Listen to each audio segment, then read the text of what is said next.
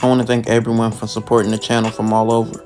My first 3 episodes were about hoods in LA, but this time I'm gonna go about 2 hours south to San Diego. I've been getting into some of the blood sets and crip sets that are in San Diego, their allies, and their rivalries with other gangs and incidents that have occurred.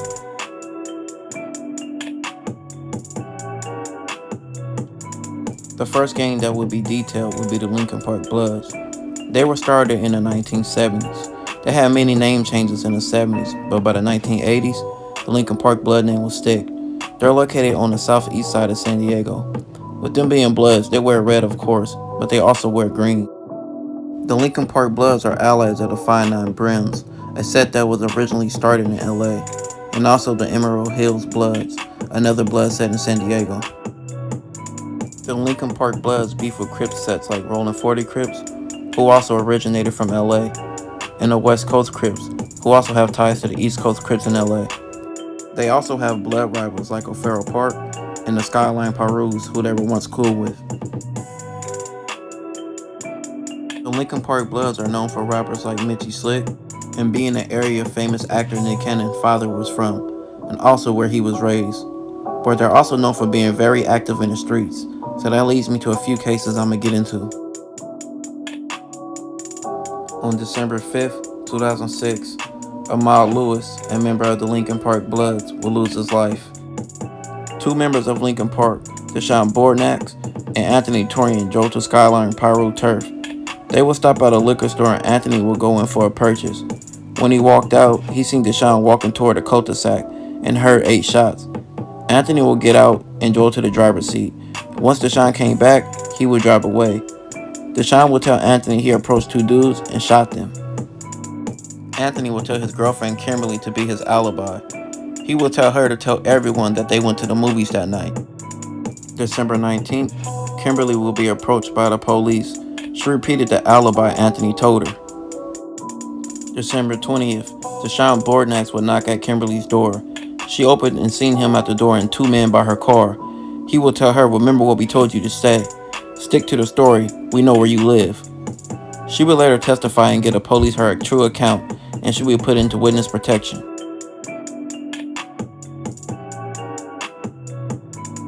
Anthony would agree to testify against Deshaun for a shorter sentence, and he told everything. I mean everything. He would be beaten, jailed, and threatened, but that didn't stop him from snitching. He would get on the stand and put everything on Deshaun. He received 13 years for his cooperation with the police.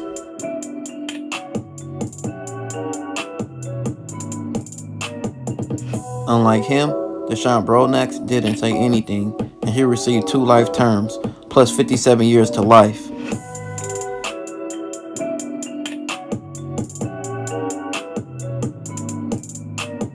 The next case happened on April 27, 2013. Marquise Anderson and his family celebrated his 17th birthday. Marquise's brothers were members of the West Coast Crips, and many members of the set was at the party. Justin Anderson, no relation, and his brother and 2 other members of Lincoln Park Bloods passed by Marquise's party at 9:52. They noticed all the people and gang members, and he would call many fellow Lincoln Park members to locate weapons.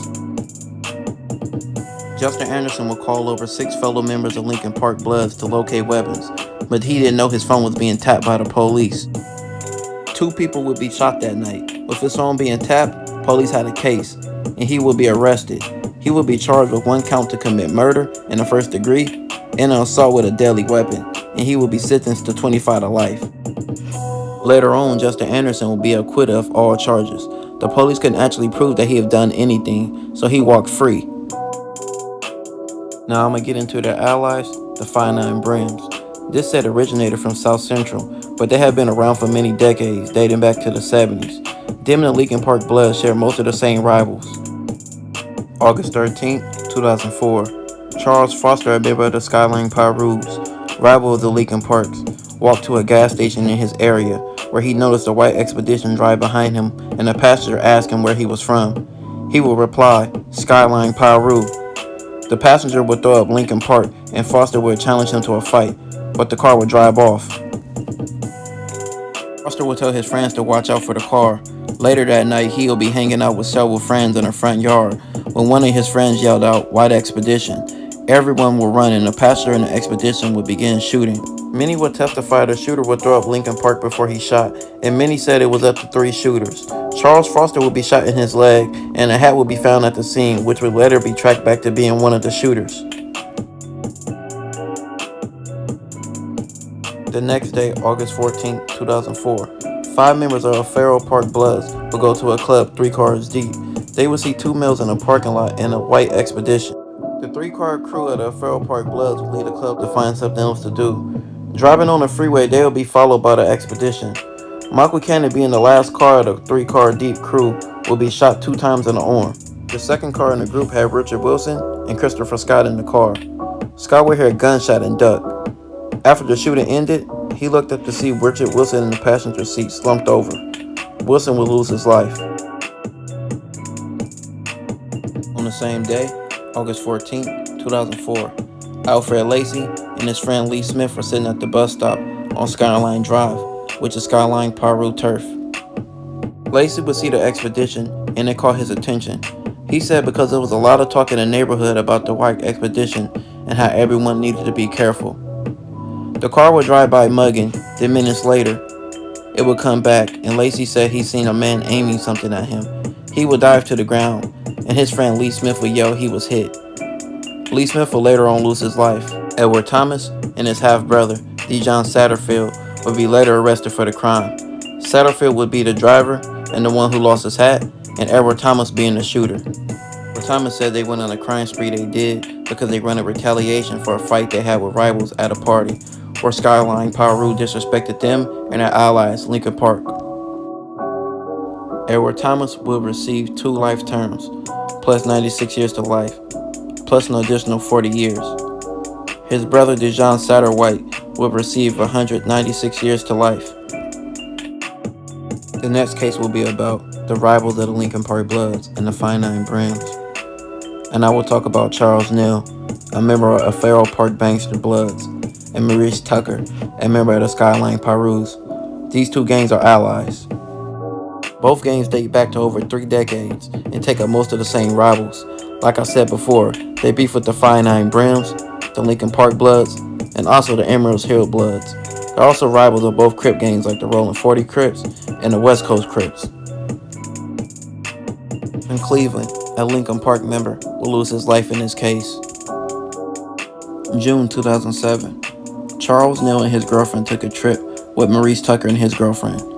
Neal made his girlfriend buy prepaid phones for him and Tucker. She put fake names and addresses and out-of-state numbers for the line. June 9, 2007, gang members of both Ofarrell Park Banksters and the Skyline Pirus will gather at a park, including Maurice Tucker and Joseph Brown. A Cadillac would drive by with 4 men. The 4 men wore green and white, colors known to be worn by the Lincoln Park Bloods. 10 minutes later, the 4 men in green will come back on their feet, running toward the park, throwing up gang signs. They would be ran off by members of the Skyline Pirus and the Ofarrell Park Banksters. Joseph Brown, cousin, another member of the Ofarrell Park Banksters, will pull up and switch cars with Neal. Tuck will be the driver in the car, and Neal the passenger. Victim Cleveland was at home. He walked his girlfriend to her car at 8 p.m. A dark green Suburban would pass by and stop. Cleveland would ask the 2 people in the car, "What's up?" The man in the car responded, "What's up?" in a threatening tone. Cleveland's girlfriend said he would look nervous, and then the passenger would quickly exit and run at Cleveland. Cleveland would tell his girlfriend to duck, and he would run towards his house, and the passenger would begin shooting at Cleveland. The passenger will run back to the car, and they will drive off. Cleveland will be found mortally wounded in a neighbor's open garage. Police will find Neal's cell phone at the scene, with his DNA on it. The police will later seize Tucker's cell phone and see contact between both cell phones. Cleveland's girlfriend will testify at court and identify Neal as the shooter. Joseph Brown will also snitch at trial. By this time of this case, he was already locked up for robbery and faced 27 years to life. But he would tell on both Tucker and Neal and receive 5 to 15 years. He would say he was scared of prison and would do anything for a shorter time. And that's exactly what he did. Charles Neal would get 40 years to life. And Maurice Tucker, he would get life as well. The last case I'm going to get into involves two allies, the San Diego Rolling 40 Crips and the West Coast Crips. It is said to believe that a Rolling 40 member from LA moved to San Diego in the 70s, and he helped establish the set there. You may know of the San Diego 40s for being affiliated with platinum-selling rapper J.O. Felony. They beef with a lot of blood sets in San Diego, basically everyone I named and more. The same with their allies, the West Coast Crips. It said the West Coast Crips started when an East Coast Crip member from Los Angeles came there and started a chapter in San Diego. It is said they're the oldest Crip gang in San Diego, with that area being around since the 1970s. The West Coast Crips and the Rolling 40 Crips will be on a hunt for revenge after a West Coast Crip member will be shot by a Lincoln Park Blood. October 12, 2007, West Coast Crip member Leroy Henderson will lose his life. 10 days later, October 22nd, after a wait for Leroy Henderson, Ricky Wyatt and Phil Winston, members of Lincoln Park, would get shot that night. Many kids and adults would be at a playground in an apartment complex. Many witnesses said they saw 3 men approach, 2 with hoodies and 1 with a white t-shirt. The man in the white tee would ask Wyatt and Winston where were they from. Before they could respond, the 2 men began shooting. Wyatt would be fatally shot, being shot in the head, the neck, and the spine. Winston would survive with only a shot to the arm. The police would later find 3 men walking in Lincoln Park territory. When they seen the police, all 3 men would run.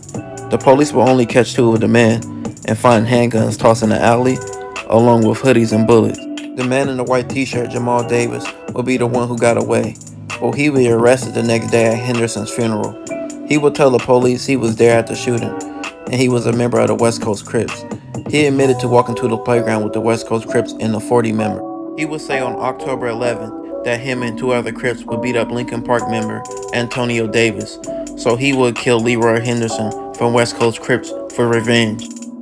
Jamal Davis and a group of other Crips would be pressured by older members to avenge Leroy Henderson, so that's what they were doing that night, he said.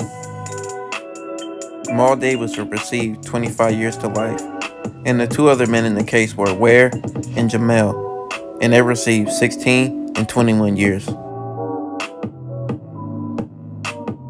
This will conclude this segment.